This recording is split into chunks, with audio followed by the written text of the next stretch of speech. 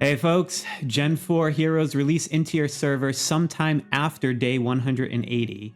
The exact timing is going to depend on how your server age matches calendar days, but expect them somewhere around days 180 to 200. And this new generation comes with 3 heroes. The Infantry hero Alcar, who is available as the hero of the season for rewards in KVK and Strongest Governor. Margot, the Cavalry hero, who appears in the Hall of Heroes. And Rosa, the Archer hero who appears in the Hero Roulette Wheel. As always, this video will be broken up into 3 parts to help you make the most of this hero generation. First, we'll be checking out the stats for any important insights. Then we'll go through their abilities one by one. And finally, we'll then bring it back to talk about the overall investment case for a variety of scenarios. And if we start off looking at those stats, we immediately see a couple of trends playing out. Conquest stats are all up by about 23% above their Generation 3 counterpart heroes. Normally this is a 25% increase, but it's actually a larger total amount since it's on a larger base value. But most importantly, the defense has risen again, which only started happening in Generation 3. This means a Generation 4 hero has almost double the defenses of a Generation 2 hero. And even the Generation 4 hero Rosa has more than 75% of the health of Zoe, the Generation 2 tank infantry. So if we ignore abilities and think just stats, Rosa can basically take as much damage as Zoe as a starting point. So that should help contextualize the impact these heroes can have on your Conquest and Arena teams. And to be clear, I'm not saying you should put Rosa in the front line, this is just a hypothetical example. But on the Expedition side of the house, it's actually reversed. Here, we have a 27.5% increase from Generation 3, which is significantly higher than the usual 20% increase we see. And that's already before considering that the growth is compounding from generation to generation. That means if you slept on Generation 3 heroes, these Generation 4 heroes have 50% higher attack and defense stats for your troops than their Generation 2 counterparts. So overall, I hope you're a fan of power creep because Generation 4 definitely brings it on the stat front. Interestingly enough, it seems like this is only a local maximum of stat power creep because Generation 5 is back to the usual 20% increase in Expedition stats over Generation 4. So this means the stat jump from Generation 3 to Generation 4 is bigger in terms of both percent and absolute values than the stat jump from Generation 4 to Generation 5. This will be important as we consider the final investment case. So let's start off with Alcar. He's the featured hero of the season, and you'll get him as a reward for Kingdom of Power and Strongest Governor. We'll cover each of the skills briefly first, and then circle back to some later because the value of this generation comes from some of the synergies between the different hero skills. But on the Conquest side, we start off with a signature ability that provides a team-wide 70% reduction on damage taken for 2 seconds. It sounds short, but this ability triggers 5 seconds into an arena match, which is right before most heroes get their first ability triggered. So it can actually have a big neutralizing effect during the time when your opponent is most heavily dealing damage. The second ability, Bone Shatter, is a little lackluster. There's essentially no change in damage being dealt, but that's not really his role in the front line anyways. The value of this ability is to increase the enemy damage taken. And this can make it more effective to position a strong single target damage dealing hero behind him in the backline to melt down an enemy hero. However, 20% increase in damage for only 2 seconds is not likely to be that game changing. Second Wind is a helpful ability that restores up to 42% of his health every second for 5 seconds. There is no clock to measure the cooldown, but it seems like visually, its uptime is about half the match, and you can see the healing crosses pop up over him. So due to his lower attack, you'll only get a few thousand health per second, even with well-invested gear. With no gear on, this heals at about 2.1% of his max health per second. Very helpful for extending his uptime when combined with his glorious mark ability, but not as overpowered as it sounds at first read. And then finally his exclusive gear, Praetorian Guard, increases the attack of your side by 42%. This is massive because here all squads means not just all heroes, but all of your escort troops as well. So even though it is a 2.5 second uptime, it can still have a big impact, especially when combined with other field-wide bonus effects. What's also nice is that you still get a reasonably high stat boost even at a low investment level in the widget. So make no mistake, Alcar is a beast in the arena, and he has the highest base defense and health stats out of any hero in the game in Generation 4. And he also has a bunch of abilities that are going to significantly increase his uptime further. This, coupled with his enemy damage taken debuff and a field-wide attack buff, make him a best-in-slot hero for your arena formations during Generation 4. Now on the Expedition side, we have some of the new troop-type specific abilities typical of Generation 4 heroes. We start off with Alcar's Rescuing Hands ability. It requires special attention for two reasons. One, it is a priority expedition skill, which means it can be added by a rally joiner in a rally. And two, there are a lot of mechanics to this skill that are omitted in the simple description. The ability reads that it reduces archer damage taken by 70% every 5 turns for 2 turns. Sounds great on paper, however there are 2 drawbacks. First, this ability does not activate on the first turn of battle. It actually starts in the cooldown phase, and you have to wait out 5 turns of combat for it to be used. You can confirm this in battle reports by seeing that it is not used in battles that last for fewer than 5 turns as estimated by the other ability activations. And to clarify, a turn in combat has 3 attacks: Infantry, Cavalry, and Archer. So waiting 5 turns is actually a lot of damage occurring before this ability kicks in. And the second drawback of this ability is that it fails to activate if there are no infantry alive in battle when it occurs, even if there are archers that it could target to boost. For proof, take a look at this battle report where I had 1 infantry that was defeated early and still had archers left. The battle lasted more than the required number of turns because the 20% cavalry troop ability activated 7 times, but Alcar's Rescuing Hands did not activate. And as a side note, this really makes me wonder how many other hero abilities out there might have such a hidden condition in place. It's beyond the scope of this video to test it all, but if you're interested in testing across all hero abilities, then please let me know in the comments. Otherwise, Alcar's second ability, Praetorian Will, is sort of an odd one. It gives a massive damage bonus to infantry and a minor damage bonus to cavalry and archers. It's unusual because infantry thus far have not heavily been relied on for damage outside of specific events like Vikings, where this ability will help rally leaders significantly. And his third ability, Carpe Diem, doubles down on this.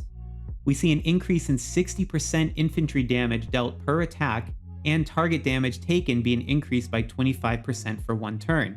And again, note the difference between turn and attack.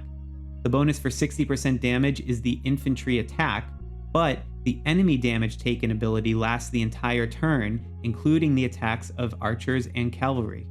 We'll go more into this in the investment case at the end, but these 2 abilities together, along with a couple others, are key to making some new formations viable in Generation 4. And as for his widget expedition skill, we get a Defender health widget. When taken together with his other skills, we get a clear picture of what the developers are trying to accomplish. They're carving out a hero role for a defensive garrison leader who rewards high infantry troop composition formations at the expense of some traditionally available army-wide buffs for other troop types. This is meant to widen the aperture of strategic choices in garrison formation. And our next hero, Margot, the cavalry hero, is similar. We'll get into that in a moment though, but she's available in the Hall of Heroes ticket redemption. First, let's take a look at her Conquest abilities. Her signature move Ambush is incredible. It's an area of effect ability that deals up to 420% of her attack in damage. Not only is this far higher damage multiplier than any of the other much loved area of effect abilities, like Marlin's Tidal Rush or Jabel's Gallant Throw, but it's also easy to miss that she has the second highest base attack in the game during Generation 4.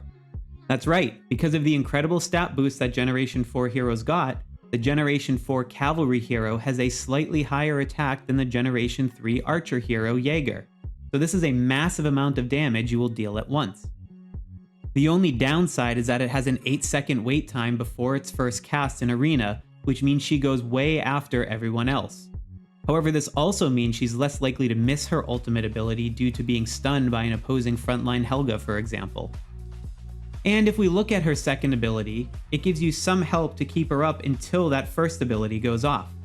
She has a straight up 25% chance to avoid damage. Now normally, I'm not too bullish on the mix of spreading out offensive and defensive moves within the same hero and confusing the role, but here I do have to make an exception. Don't forget that the Gen 4 heroes still have that big defensive stat jump as well.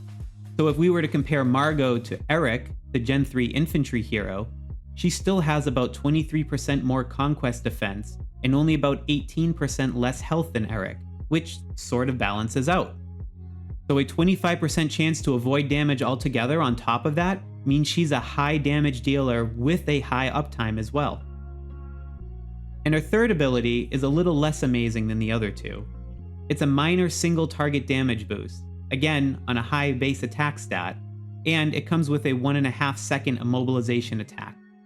This is okay, but I don't think it will change the outcome of a battle that much, except on an edge case occasion where your frontline has fallen and the ability times perfectly with stopping the enemy frontline from closing the gap to her. Now if we look at her widget ability, it gives her a 40% chance of a second attack that can deal up to 45% of her attack value in damage. If you do the math, this is sort of like an 18% damage boost to her normal attacks, which sounds good given her high attack stat. However, since it is a separate attack, it may have to go through enemy defenses a second time. It's impossible to be sure given the damage dealt is not shown in Conquest mode, and the developer insists on keeping the damage formula a secret. So again, it's a helpful move, but not as game-changing as the first two by any means. But overall, she will be an easy choice as part of the top teams in Generation 4. And for her priority expedition skill, we have Warbringer, which is a simpler army-wide 25% attack increase. This is basically the same as Amane's priority expedition skill, and thus has some utility to even free-to-play or low spenders to build her, since it gives you another hero you can send in Bear Hunt. Now Margot's subterfuge ability is also quite interesting. It's another damage avoidance chance, this time 20% and for expedition mode. It has a low probability, but it's going to have 3 separate chances to trigger during a turn of combat, one for each attack, which will help smooth out the average a bit. Please note that it will only show up as happening one time in a battle report because it's actually continuously active, since the skill is applied once for the entire duration of the battle. And this is a very important move for defensive-oriented garrisons. In this situation, it maximizes the effect by making high defense and high health troop last even longer since fewer attacks can hit them. In fact, this will be a key consideration in garrison formations we'll discuss during the investment case part of the video. And her third move, Sleight of Hand, is also very interesting. To be honest, I'm very glad to see this move in the game since Cavalry have been lagging in the game meta up to this point. But this move changes everything. It's a 25% chance of Cavalry performing an extra attack dealing up to 200% damage. And if you read it too quickly, it sounds sort of like a watered down version of Hilda's Elixir of Strength, which gives the whole army a 200% boost to attack. But read closer. This is actually a second attack in the same round of combat. This distinction is super important because it synergizes well with the built-in cavalry abilities. This means your cavalry will get a second 20% chance to bypass infantry and attack archers, and they'll also get a second 10% or 15% chance to deal double damage to those archers. So the net effect of all of these abilities coming together is that you will get a chance to absolutely shred the enemy archers before they even get a chance to attack you, since cavalry attack before archers in battle. And this move helps put cavalry back on the map in the meta in a meaningful way. And finally, her widget ability is defensive in nature, but also adds lethality to your army. So she's meant to excel in defensive garrisons and lean into this idea of cavalry wiping out your opponent's archers before they can deal any damage. Okay, so let's go to the archer hero Rosa. She'll be the one on the roulette wheel this season, thus she will be the most accessible for free-to-play players and low spenders. And if we start off with her battle focus skill, we see that it's a great support skill. It removes all debuffs and provides debuff immunity for up to 5 seconds as well, and also provides a field-wide attack boost of up to 7%. It takes up to 6 seconds to first use her ability, but then requires 12 seconds cooldown thereafter. This means it will be up around a third of the duration of most battles, depending on how long they go. It's not bad, but for that little uptime, I would have liked to see the attack bonus be a bit higher when compared to something like Alcar's widget ability. I'm also not a fan of this being the signature ability. I get the conceptual idea of controlling when you want to use the debuff cleanse ability, but it's automatically cast in arena anyway, and in proper conquest mode it can be frustrating to have her be the last one standing while trying to wipe out the enemy escorts, and her ability doesn't really help out much at that point. And her second ability, Flutterfang, sounds great on paper, but in practice it isn't all that great. It's billed as a high damage dealing multiplier area of effect ability that hits all enemies in a line. So in theory, you could get to hit the frontline and backline heroes and escorts with one trigger of the ability. However, it doesn't work out so well. You can see this ability trigger when she throws the giant version of her fan blade, usually right after she casts Battle Focus, which is also a long wait. Then if you follow it closely, the ability stops when it hits its target. It neither continues to the backline, nor did it hit any enemy escort troops behind that enemy. So this text must be referring to enemies between her and the intended target of the ability. But since target selection is usually the closest hero in arena mode anyway, there is very little chance that this ability will ever be anything more than a single target damage attack. It's still not bad in that respect, especially considering that she has the highest attack stat in the game by far. But it's nowhere near as effective as what the skill description would lead you to believe. Then we have Swoon Chakra, which is an enemy debuff. It's a field wide, which is nice, but the enemy attack speed reduction is small enough to be barely noticeable, especially since most of the damage will come from enemy ultimate move attacks anyway. The enemy healing reduction is nice and can be a decent counter for an enemy Zoe's Agony Rush ability, but thus far in Conquest, healing has played only a minor role in combat. So it's not game changing, and honestly, I would expect this move to be given to an infantry or cavalry character, not an archer. And lastly, her widget ability, Night Reverie, adds a permanent 15% bonus to her attack when she casts Battle Focus. I asked Kingshot customer support if this ability stacks the second time that she uses Battle Focus, and was told it does not. And if you did watch my prior video on adventures in clarifying hero abilities with Kingshot customer support, linked below in the description, I did ask for this one to be escalated to a human on the design team to be sure of the response before putting it in this video. Either way, my overall impression is that Rosa's combat design is a bit confusing. You basically start out with the highest based attack stat in the game before even considering that many players will come into Gen 4 heavily invested in archer hero gear. Then, the developers proceed to give her only one move that actually takes advantage of that high attack stat. Instead, her focus seems to be on buffing herself further, which, what's the point if you're not going to use that attack stat? Or supporting other heroes by improving their stats or reducing the enemy's stats. And to be honest, those support moves are not really that powerful. So she's definitely the weak link in Generation 4 when it comes to Conquest mode. However, those base stats are just so much higher than prior generations that even just her sitting there picking off enemies one at a time with single target attacks is probably good enough to have her in your Generation 4 arena team. So not bad, but certainly not the star of the show either.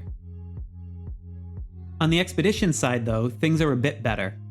Rosa is billed as a straight upgrade to Marlin, the Generation 2 archer hero, so that's how I'll be assessing her.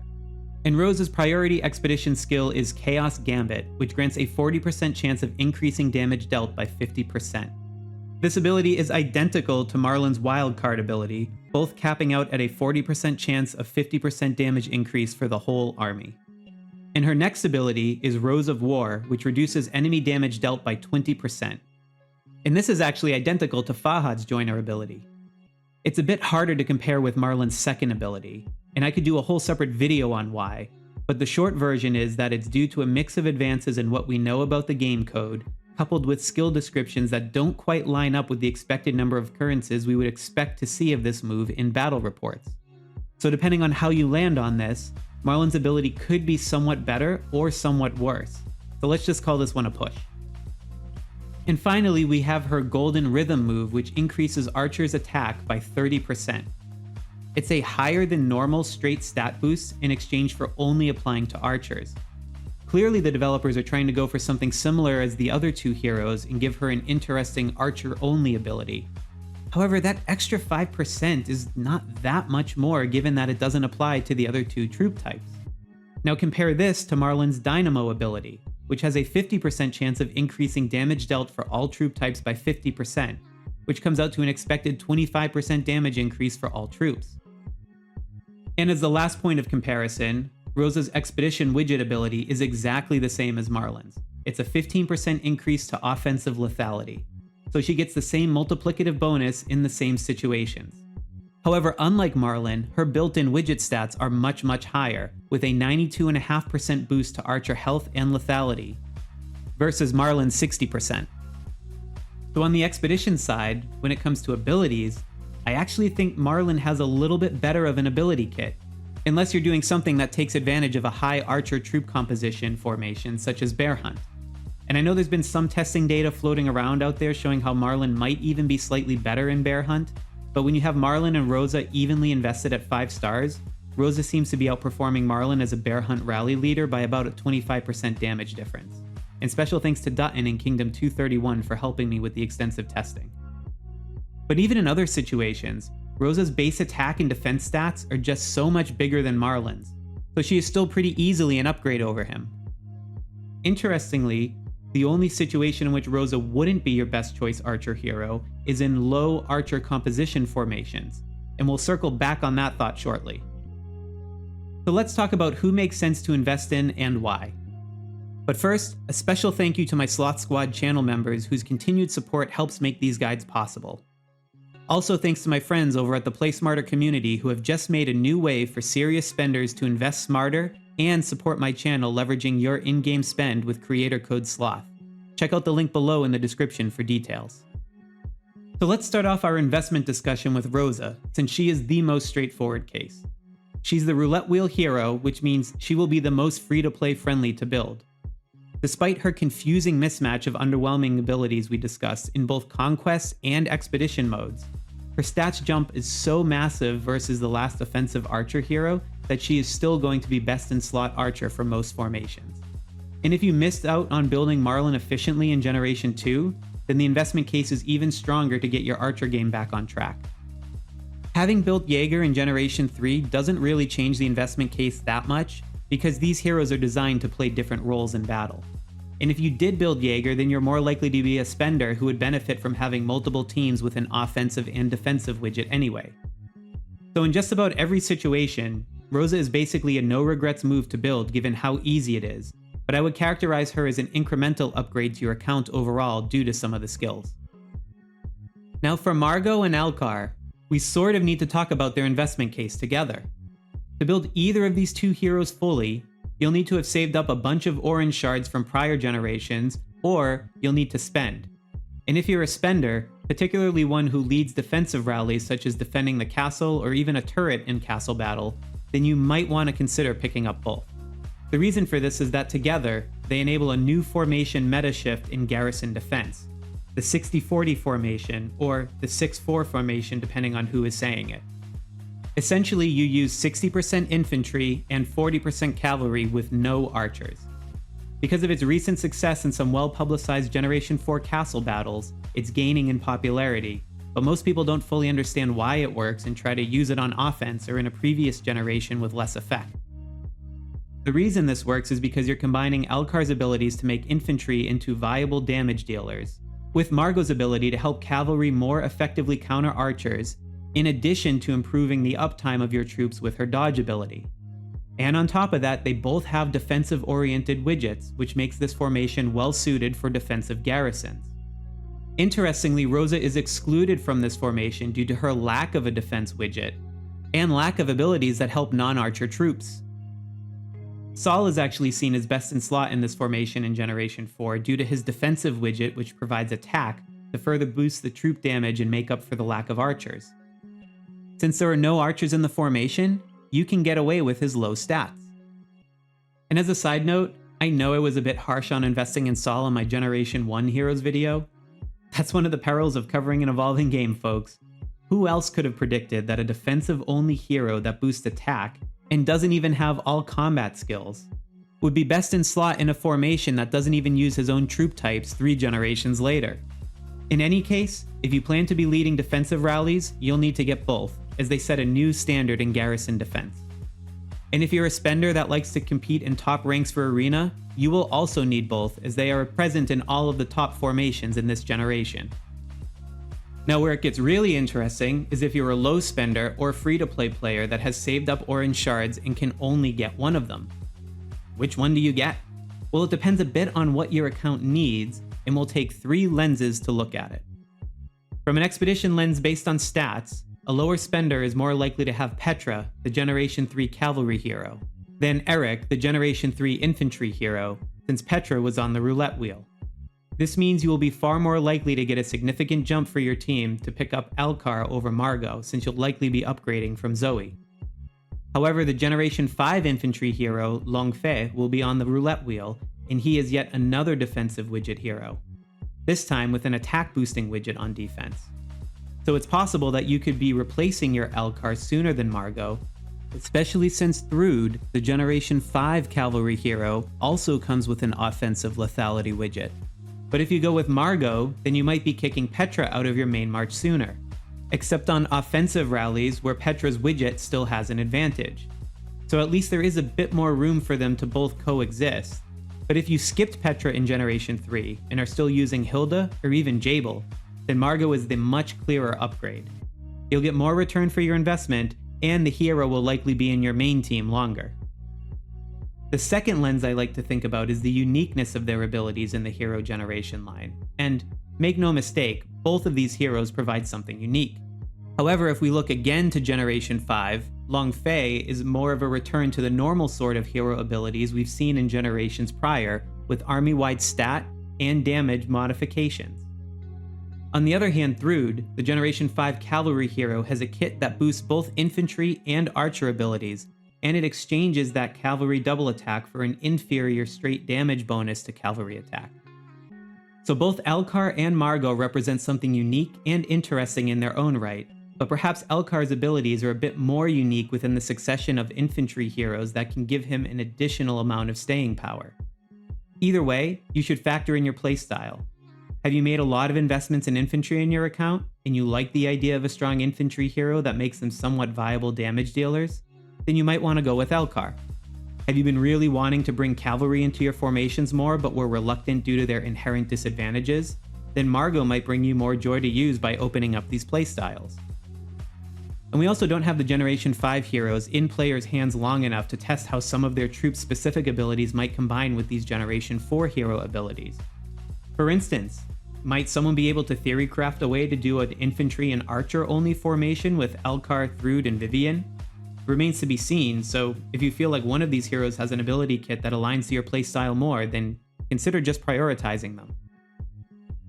And finally, the last lens is Conquest. If you're still using Zoe and Howard in your Conquest frontline, and want to increase your gold income in preparation for War Academy, or are just tired of falling off in arena rankings, maybe then consider getting Alcar to put in the front line.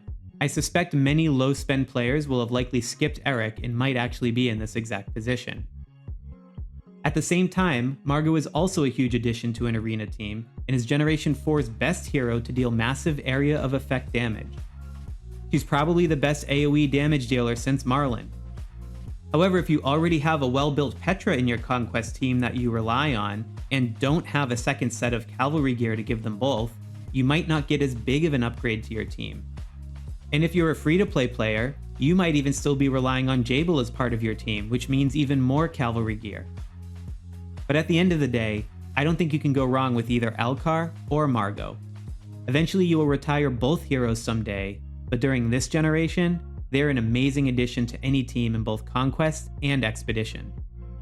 So I hope all of this framing helps you decide who you will be building this generation, and feel free to share your thoughts in the comments. And if you're planning to spend to build heroes and want to invest smarter while supporting the channel, the link's in the description and pinned comment with creator code SLOTH.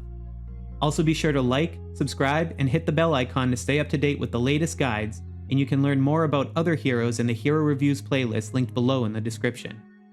Thanks again for watching, and happy gaming out there.